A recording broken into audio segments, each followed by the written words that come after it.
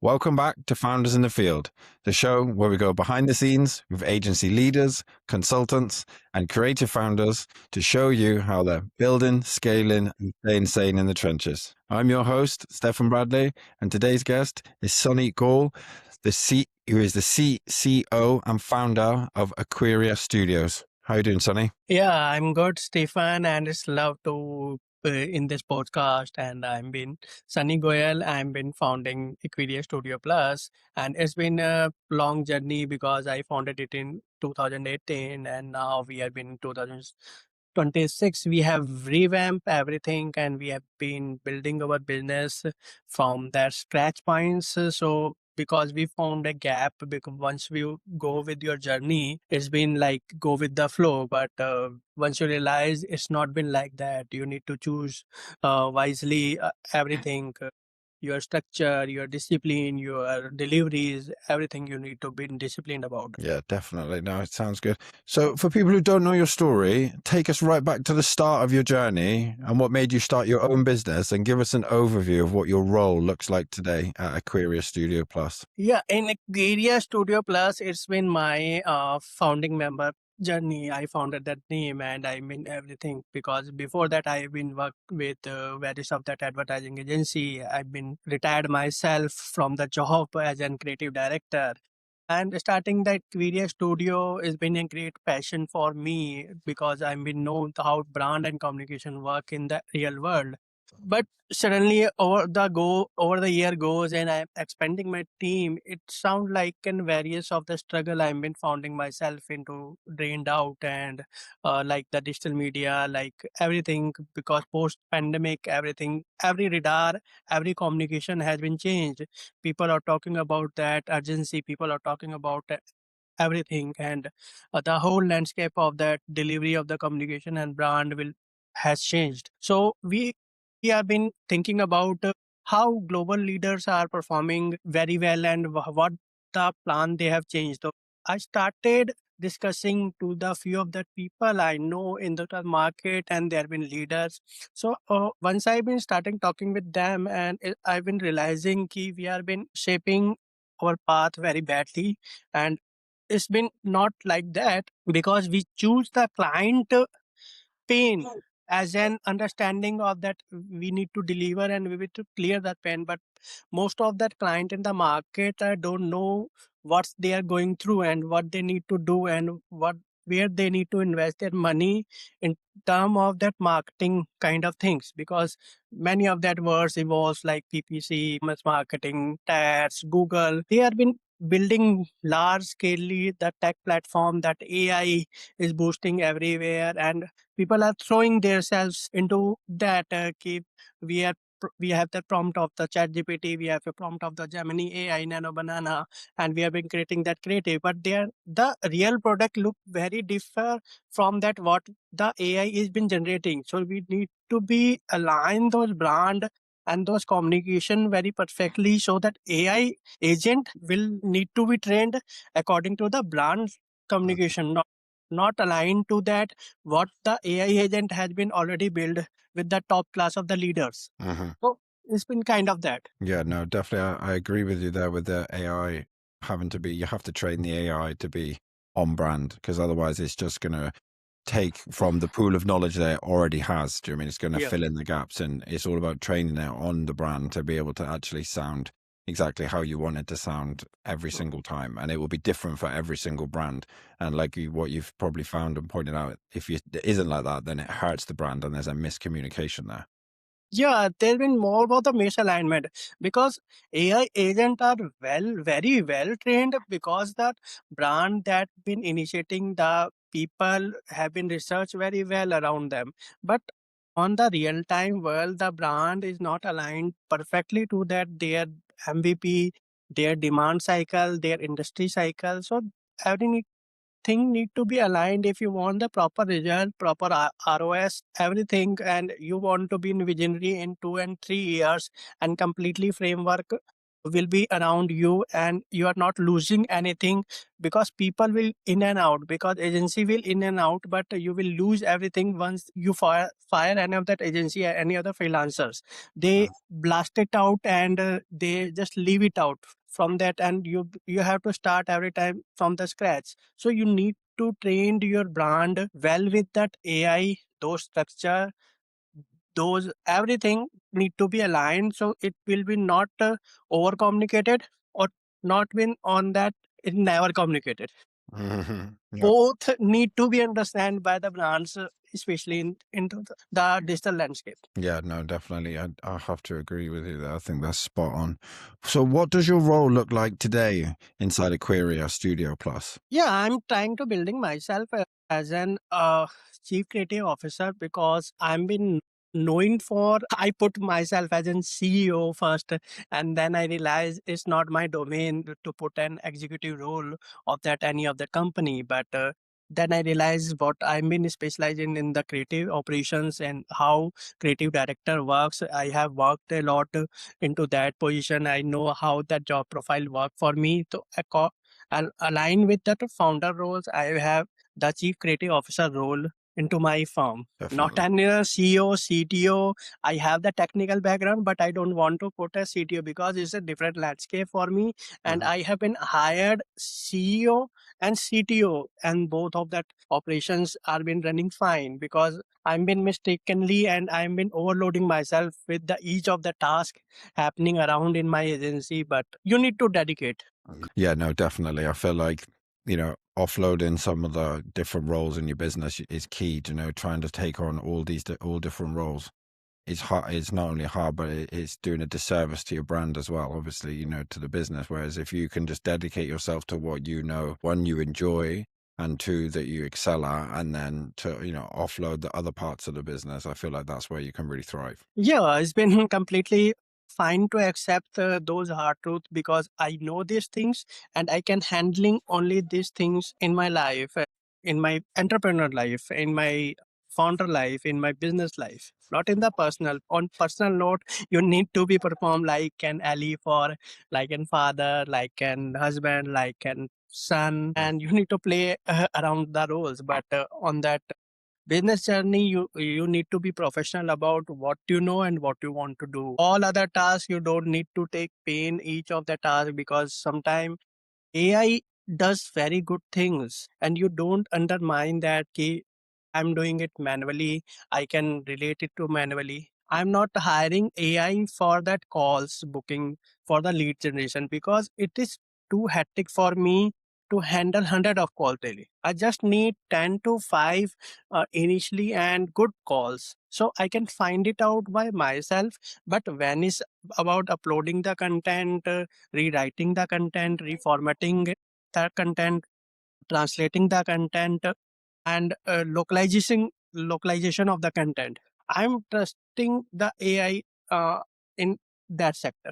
That kind of leads me on to my next question. What trends are you seeing in the market today? About the trend is been like people are following only on the trend, because the localization process has been enabled. The social media like LinkedIn, like Google, they have been already built an AI agent for far from better from any of that new AI agents are coming. So why do we need another AI agent to trust and build like a pro, when we are getting the same with the LinkedIn and with all other the social media, because Meta is already getting that AI agent and we can trust it badly for their platform.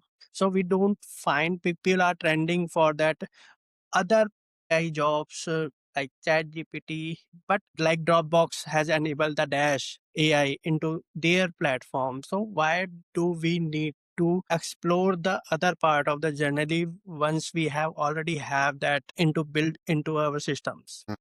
We are No. undermining that system that has been already built and working fine for ourselves. So yeah.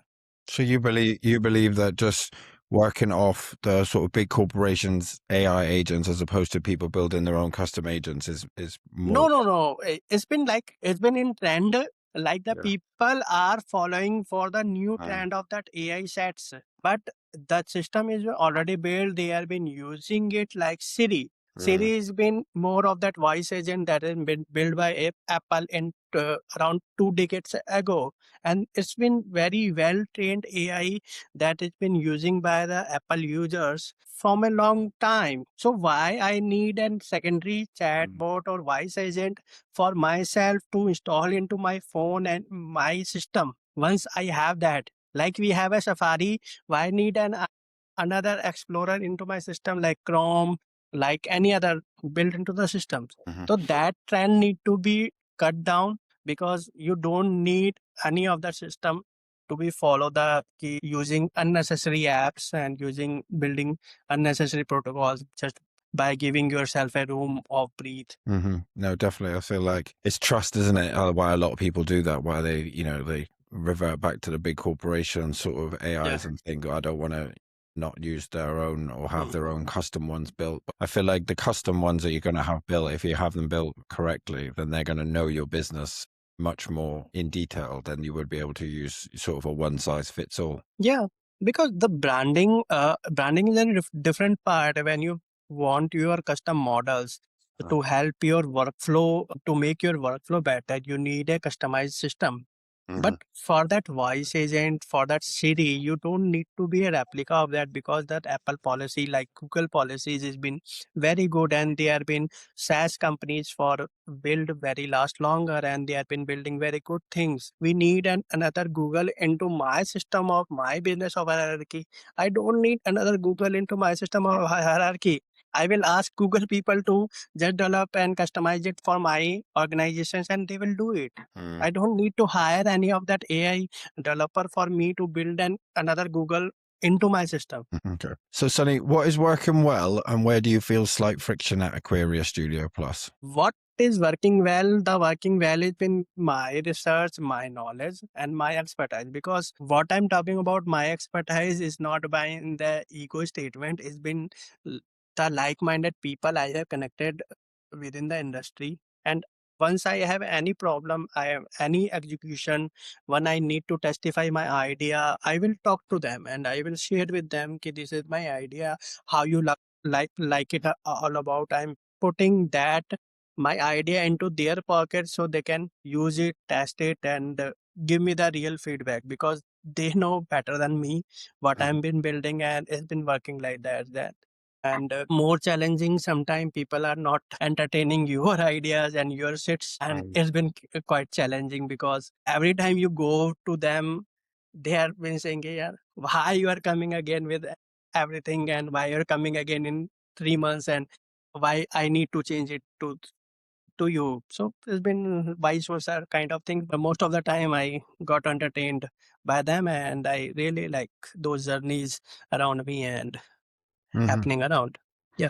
So is that like internally in your business that you go to and then ask them, or is that externally you're talking about? Not internally. It's been my external sources, Okay. because in industry I know the other industry peoples, and Mhm. I'm been used to of that event marketing.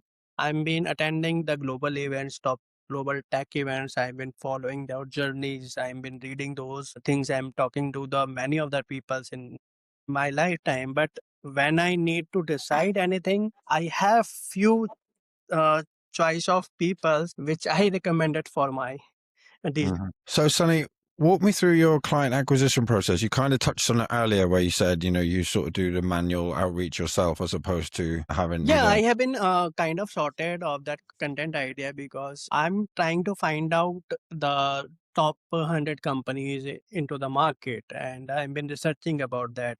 What are the gaps they need to fill, and if they are doing perfectly fine, I've been appreciating those. So because I'm choosing my client by myself, I'm not putting an ad, and I'm not putting any of that agent, because I've been researching about my client, what are the gap in their branding and communication kind of things, which I find out, I provide a solution to them. If they go and correct it by themselves, it's fine. If they need me, I am here to help you. Let me introduce myself, and then let me introduce why I picked this problem and what are the solution in my mind. And I'm putting myself into their system, and that's how the whole client journey work for me. It's not like any of that. I'm running more on that Google side of SEO, building and direct researching papers available on that digitally, in event marketplace, in any of that industry knowledge. That is my client acquisition form. Because many of the people I found out in starting of that point, people claim that they have been very good into the D2C market, and they have been like doing an uh, 10 CR of revenue yearly, but they are not ready to spend a single penny on the branding and marketing. And why I need to waste my time and energy to make them understand that you need to go to that 1 billion, that Mm. your next process, when they don't want to do it. And how do you foresee this enable, as you talk then about other companies wanting to scale up?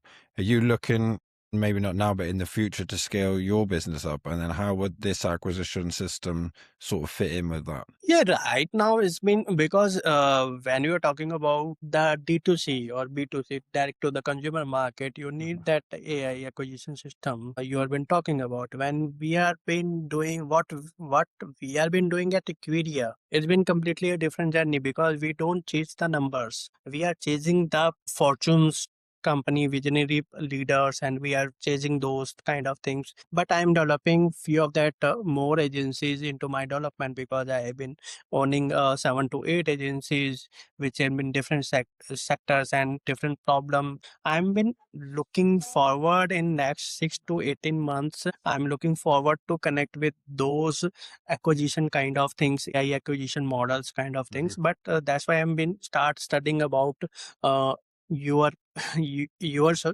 how you are solving the problem and how other people are solving the problem with that AI sales agents, AI lead generations, and how they keep, because I'm understanding that market shape before making any decision into the plate of my kind of stuffs. But not in Equeria, but I have in segregated agencies as well for doing that. Yeah, no, definitely. So my last two questions, Sunny, is where do you want to be in terms of business in the next 12 to 18 months? Yeah, I'm been more like of that stability of that model, because I'm been putting my on myself on that product side of that market.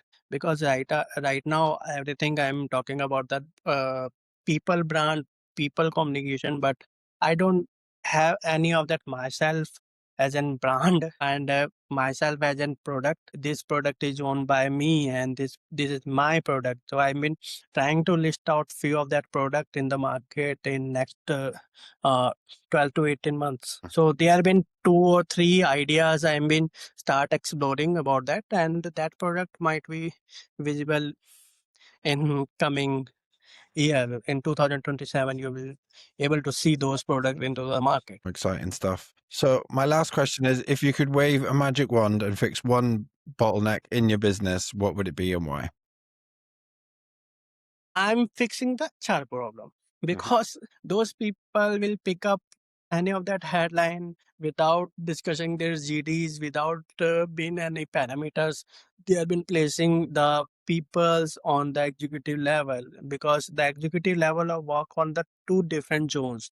One on that startup roles and one of that and been experienced roles. So it's been executive. For me, executive will be an experienced role.